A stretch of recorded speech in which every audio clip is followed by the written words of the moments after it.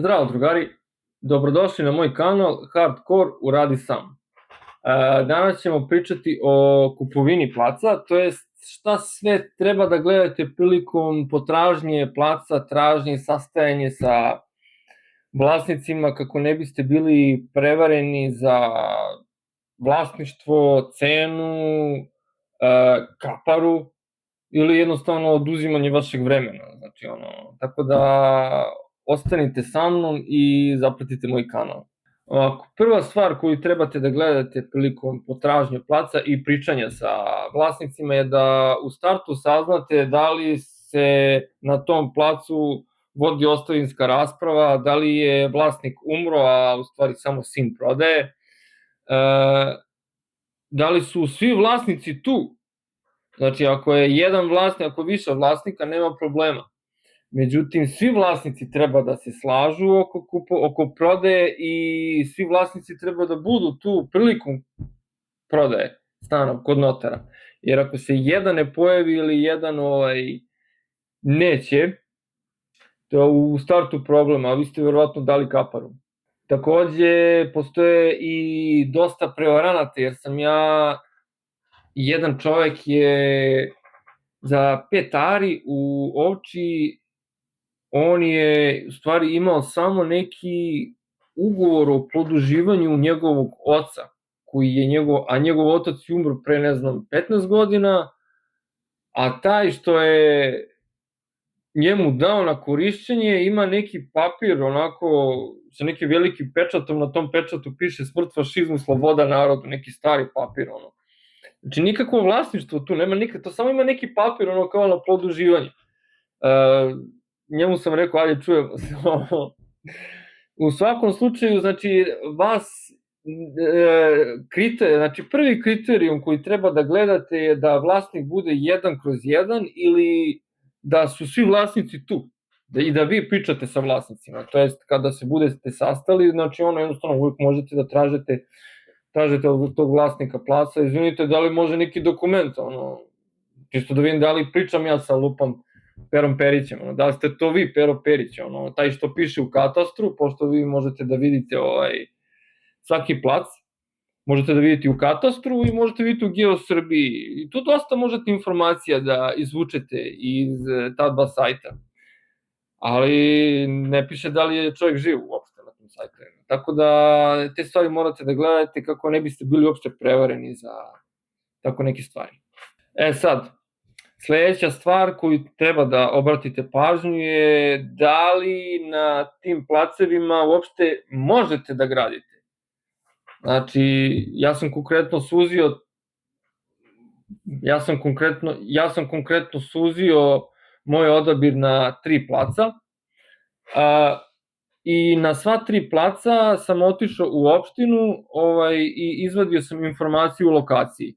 Na nekim opštinama uopšte ne možete da izvadite u opštini informaciju, nego morate preko ove e-uprave.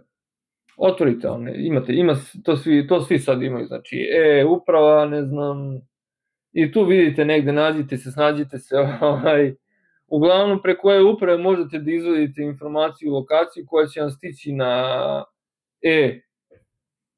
ovu e-adresu u roku od nedelju dana, tako nešto. Inače, informacija o lokaciji košta 1800 dinara, nekad me koštala i 2000, evo sad sam skoro izvadio još jednu, pre nekih mesec dana, trebalo mi za nešto, 3800 sam je platio. Tako da a to može svako da izvadi, međutim na toj informaciji o lokaciji piše da li uopšte vi smete da gradite. Da li uopšte na tom mestu vi uopšte možete da sakupite papire da bi uopšte mogli da gradite i šta možete da gradite, koliko možete da zauzmete pod krovom, pod betonom i koliko smete kolika spratnost. Znači, sve piše u toj informaciji o lokaciji koja se naravno plaća i svako može da izvadi. Ali to vama treba pre nego što hoćete da kupite plac, jer to je jako bitna stvar. Znači, morate to da uzmete. Zato što su se mnogi kupci prevarili na taj način, jer su kupili plac vredan 3000 evra po aru, a na tom placu je u stvari zabranjeno gradnja. Zato što je neki komšija, čuli su da je neki komšija kao kilometar dalje kupio isto tako plac za istu tu cenu. Međutim, na njegovom placu je dozvoljena gradnja bila, a na ovom koji su oni kupili nije dozvoljena. I takav plac ne vredi ni 200-300 evra po aru, jer tu ne smete ništa da gradite. I evo, na primer, znači, što se tiče cene placeva, evo, čisto poređenje. Ovo poredim, znači, što se tiče vrednosti cena, znači, zamislite sad imate 4 placa, jedan do drugog i svi su isti po veličini, sve je znači isto, nebitno da li je livada ili ima malo žbunja, ali uglavnom, znači, svi su isti placevi i svi imaju jedan put, svi imaju pristupni put saobraćajnici. Prvi plac koji je građevinski, dozvoljena gradnja, realna cena bi mu bila oko 2000 evra, možda malo jače. Drugi plac do njega koji je poljoprivredno zemljište, realna cena je 1200-1300 evra. Treći plac je šumsko zemljište, takođe dozvoljena gradnja, prema informaciji o lokaciji, cena za tog placa ne bi trebalo da bude veća od 700. Ali četvrti plac može da bude bilo koje vrste od ova tri, može čak da bude i građevinski, ali na četvrtom placu je zabranjena gradnja iz nekih razloga. Može jednostavno dalekovod da prelazi preko njih, preko tog placa, možda je klizište, možda je u granici sa nekim spomenikom kulture, uglavnom nebitno. Na tom četvrtom placu, znači realna cena bi mu bila 200-300 evra maksimum, jer taj plac jedino možete da koristite za poljoprivredne svrhe, nije za što drugo. Samim tim, pazite, znači, informacija o lokaciji je jeftina u odnosu na to kakvu štetu može da vam donese prevara. Tako da, poslušajte me, evo moj prijateljski savjet, znači, zbog ovog savjeta, znači, lajkujte ovaj video. Tako da, idemo dalje. Sad, razlika u ceni između građevinskog zemljišta, poljoprivrednog zemljišta i šumskog zemljišta zavisi u papirologiji. Činjenica je da za građevinsko zemljište vama ne treba konkretno ništa, jer je već neko tu nekad nešto gradio ili već postoji projekat za to zemljište, jer samo uz projekat može da se stvori građevinsko zemljište, da ću vam pokazati kako se dolazi do toga. Sad, poljoprivredno zemljište, kao što i moje bilo, treba da se uradi prenamena zemljišta. To se radi u sklopu nabavljanja papira i lokacijskih uslova za građevinsku dozvolu. I to se plaća, ta prenamena, naravno, za svaki plac, to jest za svaki reon je drugačija cena. Ne znam kako se to računa, ja sam nekako probao da izračunam i na kraju mi je ispala cifra od 2000 evra, međutim, kad mi je komisija to obračunala, ja sam je platio negde oko 500 evra. Tako da jedino komisija u Kraljice Marije u Beogradu može da vam obračuna to. To je 17 sprata. Odeljenje za poljoprivredne i građevinske poslove.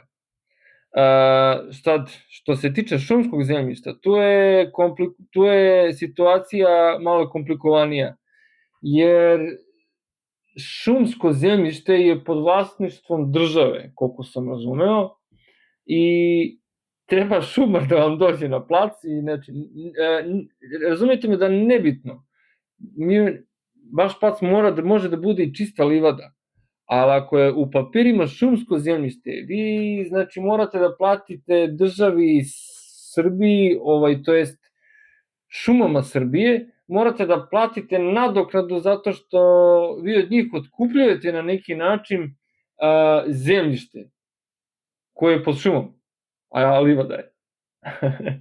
Znači uglavnom, em su veći troškovi, što se tiče šumskog zemljišta, moguće je rešiti papire i stvoriti građevinsku dozvolu, međutim, mnogo su veći troškovi i vreme. Znači, vreme, ako je, evo, meni ja sam u oktobru 24. kupio plac, evo sada je avgust 25. Ja sam i dalje zaglavljen na papirima na građevinskoj dozvoli, a bukvalno od početka sam počeo da radim sa time, znači stalno čekam nešto. I zamislite sada još šumsko zemljište. Znači, morate još da platite, morate još više da čekate šumare da vam dođu i odobrenja nekakva. Iz tog razloga, znači, šumsko zemljište je najjeftinije zemljište, baš iz tog razloga, jer se više plaća, se više čeka, a vreme je novac. Tako da, realna cena nije uvek ista kao što je komšija kilometar od vas platio, jer je možda on i pretplatio, a možda je i platio daleko manje nego što ste vi platili. Ono što je jako bitno prilikom kupovine placa je da li plac ima pristup javnom putu, to jest pristup javnoj saobraćajnici, a ne samo da je ucrtan u katastru. To je jako bitan problem, jer jako bitna stvar, evo na primjer koju sam ja imao, mi nismo imali, ja na svom placu nisam imao put, nego smo se svi mi komšije odrekli puta. Odrekli, to jest svog dela zemlje u korist države kako bi dobili put, zvaničan javni put. Sad imajte u vidu, znači s obzirom da sam ja treći komšija, zamislite da sada prvi komšija pored mene jednostavno neće da se odrekne svoje zemlje, zato što njemu put već dolazi u zemlju, zašto bi se on odrekao svoje zemlje da bi ja dobio put? Imajte u vidu da to može da bude nerešiv problem, jer zakonski vi njemu ne možete ništa, znači jedino možete da otkupite od njega taj deo zemlje i to ako on hoće. Znači, to je automatski problem u najavi i verujem da neki kupci, to jest neki prodavci baš i prodaju takvu zemlju, jer jednostavno ne mogu da dobiju pristupni put. A kada ne možeš da dobiješ, kad ne postoji put do tvog placa, niti možeš da dobiješ građevinsku dozvolu, niti možeš da dobiješ lokacijski, jednostavno ne možeš da gradiš, a ti zvanično u lokacijskim uslovima možeš da gradiš. Međutim, samo zbog tog puta, što uopšte nema pristupni put do tebe, do vas, ne možete da gradite, jer jednostavno ne mora da i da kroz taj put uopšte prolaze vodovodna cev, gas, struja, ne bi uopšte mogla da bude dozvoljena, dobili građevinsku dozvolu, jer je to jedan od uslova za dobijanje građevinske dozvole, pristup putu. Pristup putu. Sad, odabrali ste plac, sviđa se vlasnik, okolina, ovo ono, sad je vreme, srbe dlanovi, tresu se ruke, daju se pare. Pravo je vreme sad u ovom trenutku, znači da unemite advokata, da bi vam advokat napravio predugovor i ugovor i da vas provede kroz ceo taj postupak ozakonjenja i prenosa vlasništva, kako biste vi kao kupac bili 100% zaštićeni od bilo kakvih budućih, tužbi, bilo čega što je prethodni vlasnik ili vlasnik pre njega imao problema ili neke sporove, nebitno, pogotovo što se tiče nasledstva. Sad, vi da biste bili zaštićeni, znači 200 evra, 300 evra je advokat, znači on vam vredi i on vas spašava svih budućih problema što se tiče tog placa. Morate da uzmete advokata, jer on će da vas na taj način i zaštiti prilikom kapare, predugovora i naravno kad imate overen ugovor overen ugovor i potpisan advokat, to je znači neoborivo.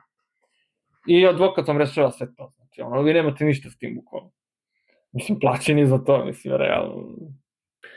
I kada budete kupili plac, kad budete rešili plac, posle nekih mesec dana kada katastar sprovede vaše ime na vlasnički list, pripremite se za ovako nešto.